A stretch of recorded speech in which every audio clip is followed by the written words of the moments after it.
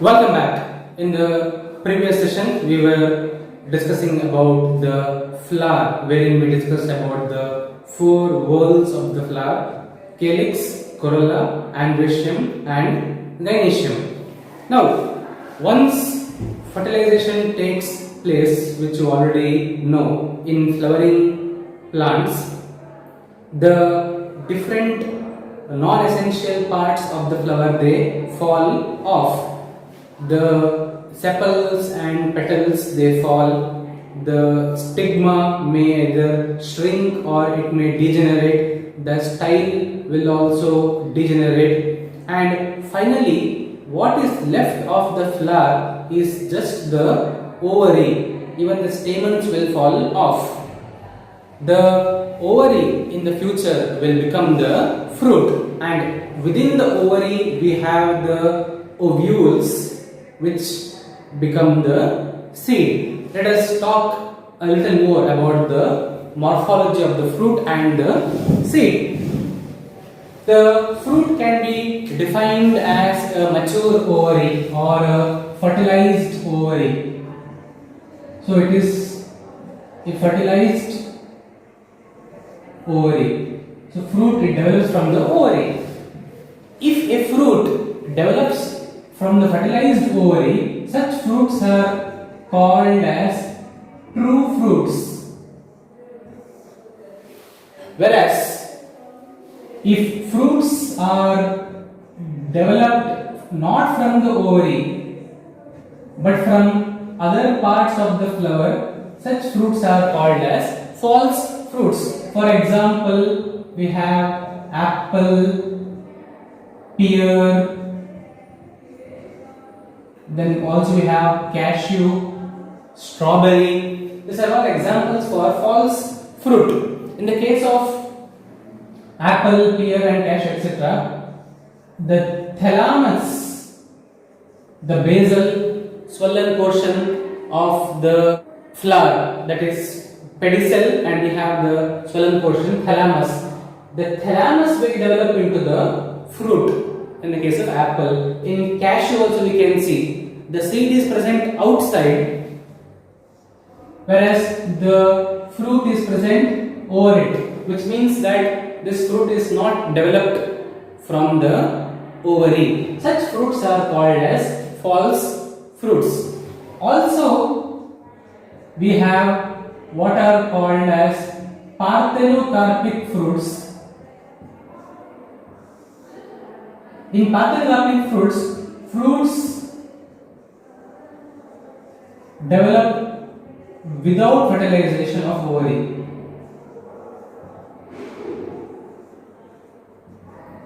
So, parthenocarpic fruits we can see in the case of grapes, banana, etc. The fruit is developed without fertilization of the ovary. So these are in general the classification of fruits based on the part from which they are developed. Either they are developed from the ovary or not developed from the ovary, and they are developed without fertilization. Now the fruit, it has a fruit wall called as the pericarp. So the wall of the fruit is called as pericarp, which is the outermost layer in the fruit. The pericarp, it may be either dry or it may be fleshy. If the pericarp is fleshy, then the pericarp is divided into three more distinct layers called as the epicarp, mesocarp and the endocarp. This is in case where the pericarp is fleshy, only then. So best examples to understand would be mango and coconut. In the case of mango and coconut, both of them they develop from a single ovary. So these are monocarpellary or monocarpic fruits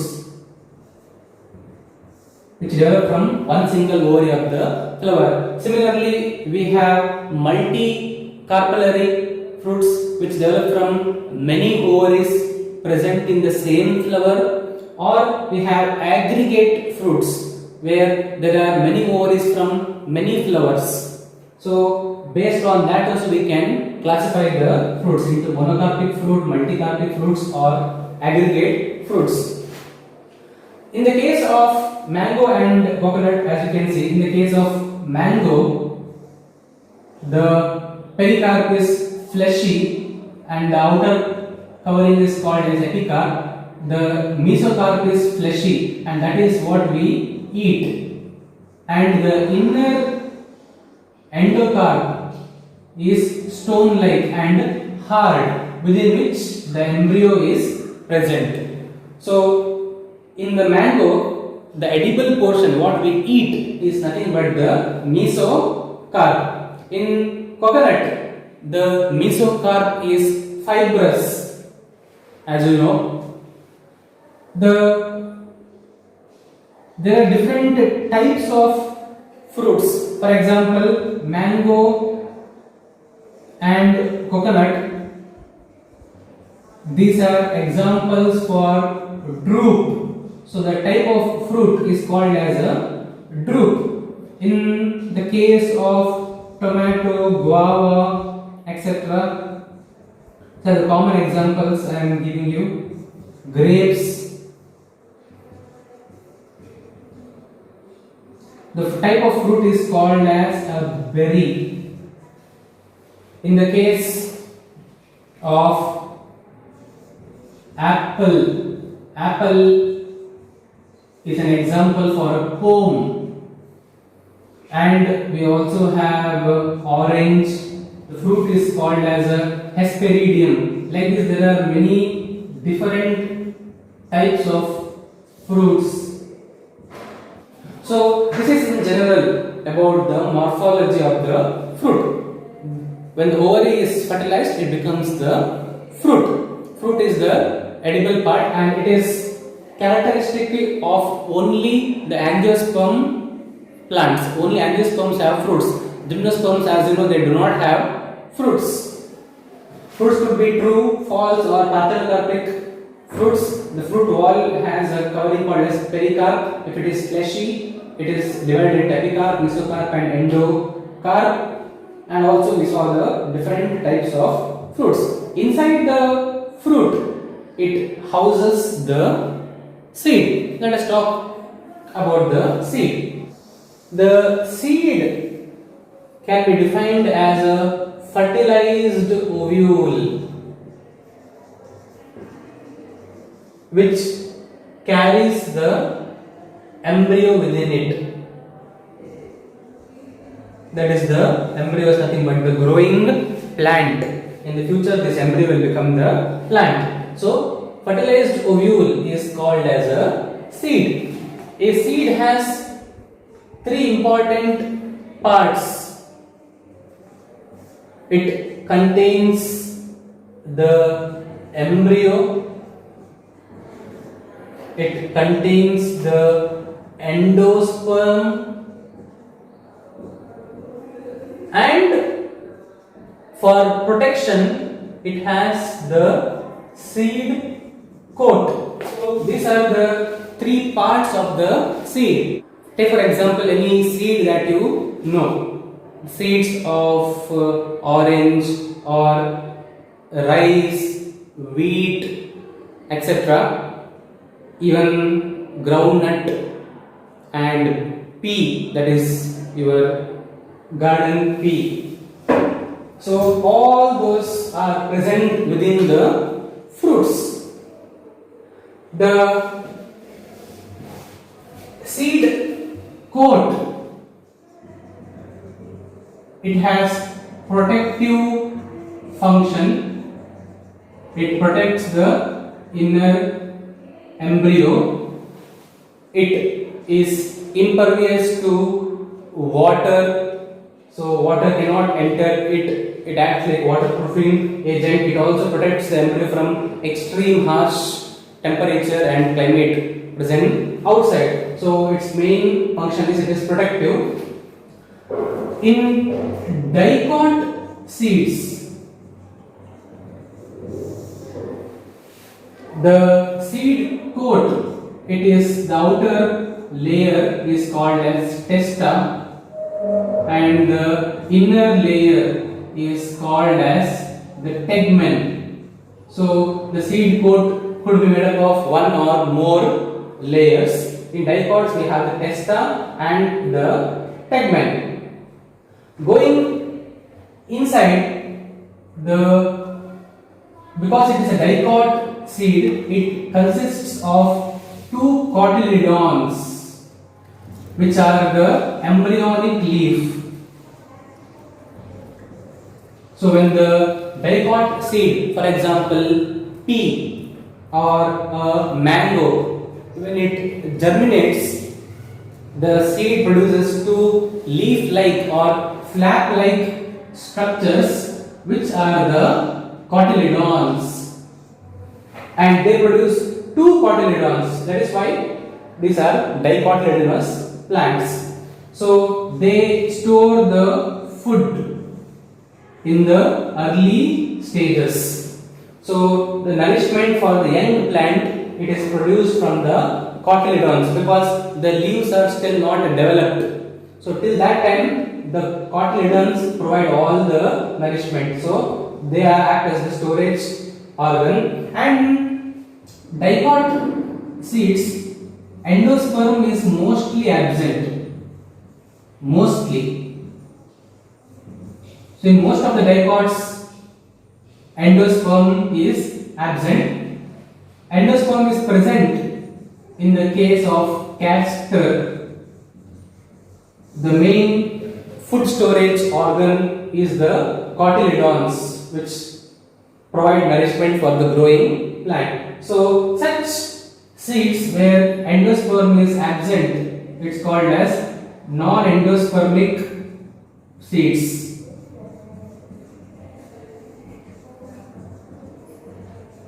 Non-endospermic seeds are mostly seen in dicot. They are also seen in monocots. In monocots, example orchid. Orchids do not have endosperm. If the endosperm is present, such seeds are called as albuminous or endospermic seeds. Albuminous seeds or endospermic seeds. Most of the monocot seeds are example for this, like rice, wheat, maize. All these contain the endosperm, which is the edible portion. So when we eat the rice grain or the wheat grain, we are basically eating the endosperm as well as the embryo of the seed. So this is the classification of the seeds based on whether they have two cotyledons, it is dicot seed. If they have single cotyledon, it is a monocot seed. That is about the endosperm. Finally, let's talk about the embryo. In a dicot seed, the embryo, it consists of a embryonic axis.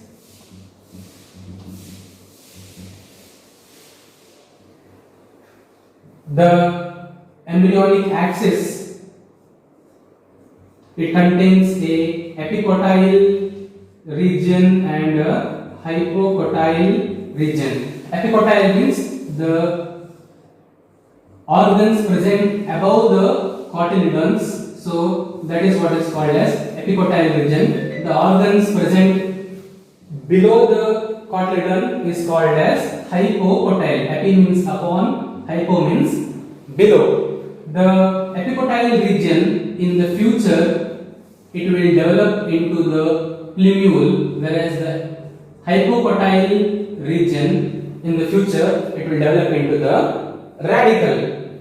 The plumule will develop into the shoot system, that is the stem, leaf, etc., whereas the radicle will produce the root system. That is how a seed, it produces the new young plant.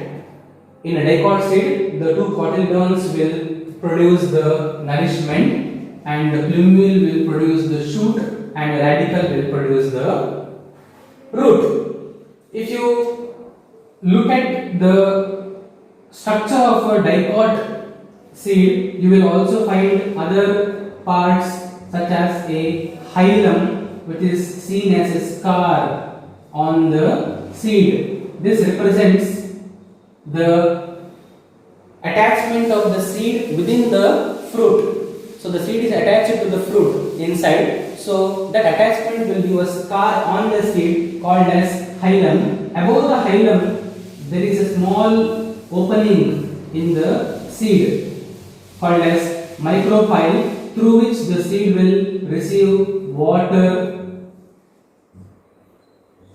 and also germination will take place through this micropyle opening. So that is the structure of a dicot seed, which contains testa and tegmen as the seed coat layer. Mostly in dicots, endosperm is absent. They are called as non-endospermic seeds or X-albuminous seeds. In monocot seeds, endosperm is present. So they are called as albuminous seeds. Exceptional cases orchid, where endosperm is absent. The embryo is made up of the epicotyle portion and hypocotyle portion along with the two cotyledons and the embryonic axis. The epicotyle region will produce the plumule from which the shoot develops. The hypocotyle region will produce the radicle from which the root develops. That is the morphology of a dicot seed. Let us quickly look at the morphology of the monocot seed. As the name suggests, monocot seed. In a monocot seed, we have only one cotyledon or a single cotyledon. So the single cotyledon is called as the scutellum. The embryo is present within the endosperm at one end of the endosperm. As you know, in monocots, most of the seeds, they have a bulky storage tissue called as the endosperm. This endosperm will produce the nutrients for the growing embryo. The embryo, once again, it consists of the embryonal axis, the plumule and the radicle. In monocots, the plumule is covered by a protective sheath called as the coleoptile, because the plumule and radicle in monocots are very weak, and similarly the radicle is covered by a protective covering called as the Corollaaceae. This is absent in dicot seeds. The embryo is separated from the endosperm by a thin membranous proteinaceous layer called as the aileron. So if you look at the diagram of a monocot seed, we have the endosperm tissue and then we have the embryo. So this is separated by a proteinaceous layer called as the aileron tissue. So this is the aileron. Often the seed wall is fused and very thin and membranous. Along with the fruit itself, it is fused. So that layer is called as aileron layer. So the plumule is present here, radical is present here. It is protected by coleoptile and coleorhiza. So that is all about the monocot seed. It contains a single cotyledon called as the scutellum with the seed covering which is very thin and membranous. The endosperm, it houses the embryo at one end. It is separated by the aileron layer. The embryo contains one cotyledon and the plumule and the radical. Plumule is covered by coleoptile and radical is covered by the coleorhiza. That is about the fruit and the seed in dicots as well as in monocots. Finally, to end the lesson, let us quickly talk about the floral formula and the floral diagram. So till now we have covered the entire morphology of a flowering plant. We started with the vegetative parts of a plant from the root, stem and leaf, and we ended with the floral characteristics about the calyx, corolla, androecium, gynoecium, and also we discussed about the fruit and the seed. Now, if you have to describe a particular plant, there are so many technical terms that you need to use. To make the work simpler, we have what is called as a floral formula and accompanied by a floral diagram. Both these, they provide the exact information about the vegetative characteristics and more importantly about the floral characteristics of a flower. So both the floral formula as well as the floral diagram play an important role in describing a flowering plant. Let us quickly discuss about these two by taking examples of some important families. So we will take the example of Solanaceae family to explain the concept of floral formula and floral diagram. Well, we were discussing about the floral characteristics. We have represented each part of the flower with the alphabet. That is what we are going to use in the floral formula. In the floral diagram, the different parts are shown. The arrangement of different parts can be seen with respect to each other in a flower. So both floral formula and floral diagram are important. So if you have to describe a flower, let us say belonging to Solanaceae family. Solanaceae family is also called as the potato family. Economically, it is a very important family. It has importance because it is used as vegetable. It is basically for food, important spices, medicinal plants, ornamental plants, etc. Most of them they belong to Solanaceae family. To give you a few examples, we have tomato, potato, brinjal, etc. which are used for food. Then for medicinal plants we have belladonna and ashwagandha. Also for fumigation we have a tobacco plant. Then for spice we have chili.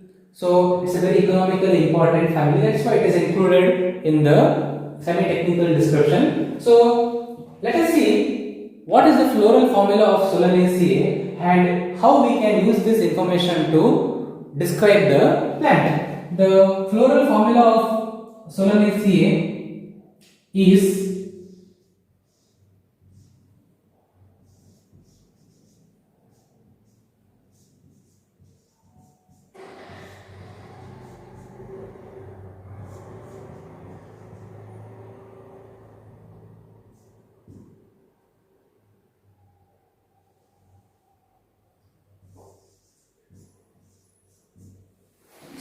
floral formula of family Solanaceae? We'll come to that quickly. The vegetative characteristics of the flower of the plant is firstly described.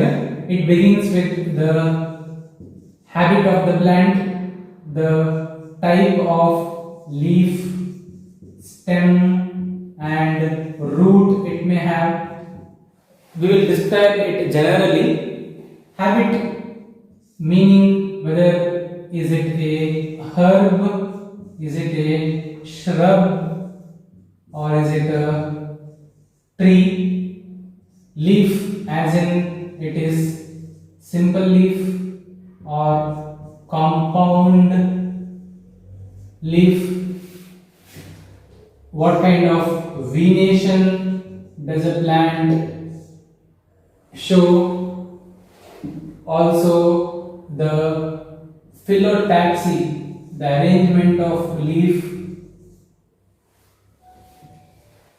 Stem, is it erect, is it a climber, is it hard and woody?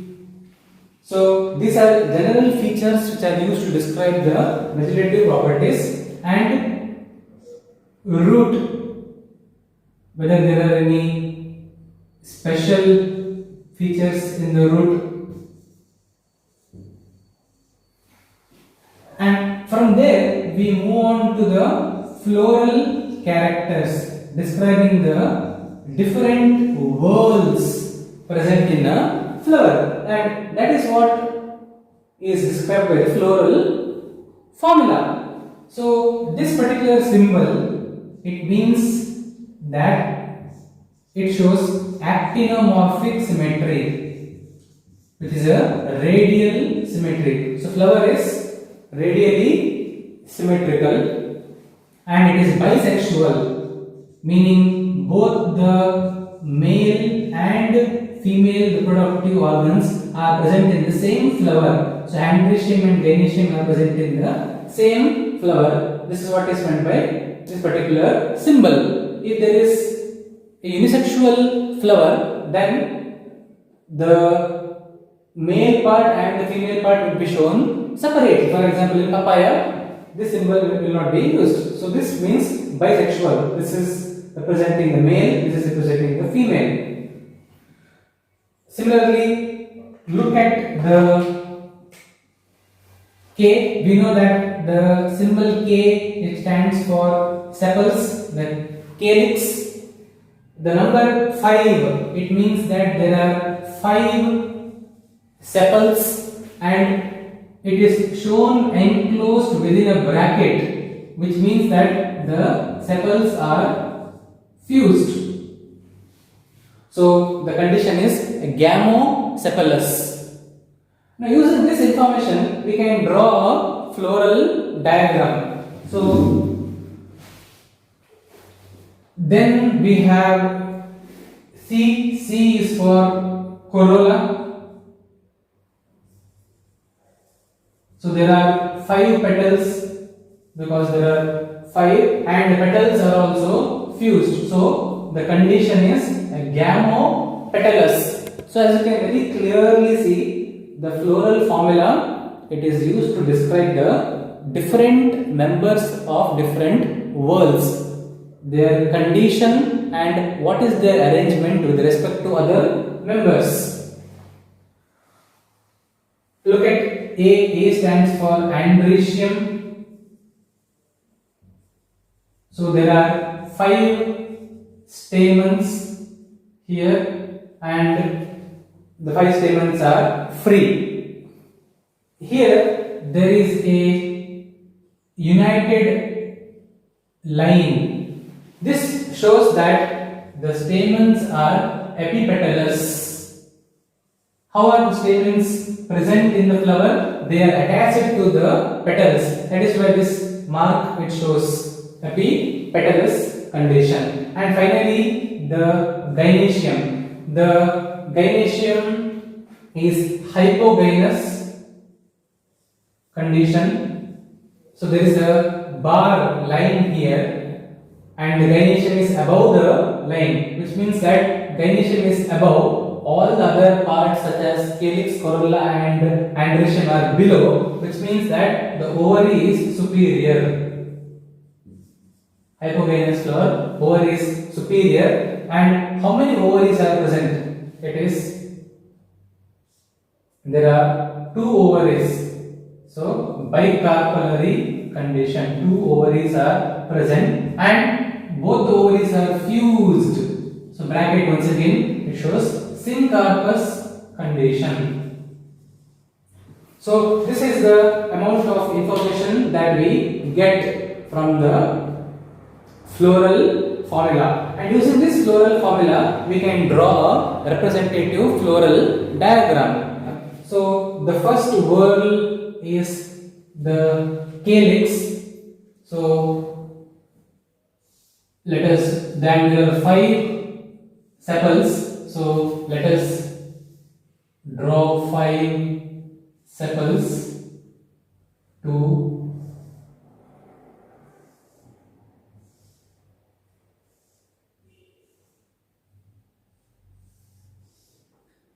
and according to the floral formula, the 5 sepals are fused. So we have to show that they are fused like this. If it is free, then we need not join them. We can just leave it. So 5 sepals are there, and we should also show the mother axis. So we put a dot over here, which shows the actinomorphic condition.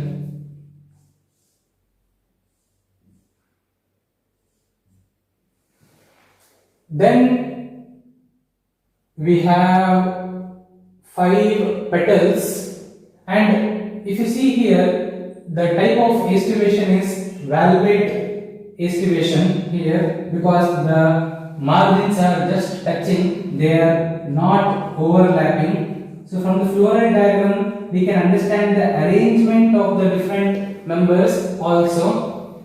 The corolla are 5 in number once again, so that we can show 5 petals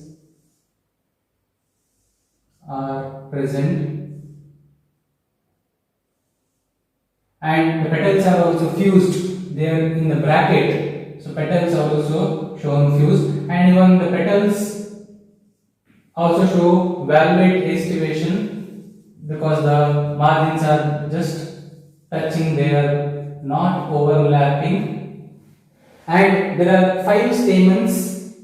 5 stamens are present, and 5 stamens are attached to the corolla. So the condition is epipetalous condition. So that is how we are showing the epipetalous condition. It is attached to the corolla. And finally we have bicarpellary condition. 2 ovaries are present. So bicarpellary, 2 ovaries are present, and there are many ovules within the, so ovules can be shown, which are many in number. So many ovules are present within the ovary. So this is the bicarpellary condition and ovules within. So that is the importance of floral formula and floral diagram. We have used this to describe one particular family, Solanaceae, which is the important one. Similarly, you can study the structure of Fabaceae as well as Liliaceae using the same format. So very clearly you can see how important the description is, and that is about the floral formula and the floral diagram. With that we conclude the lesson Morphology of Flowering Plants. Thank you.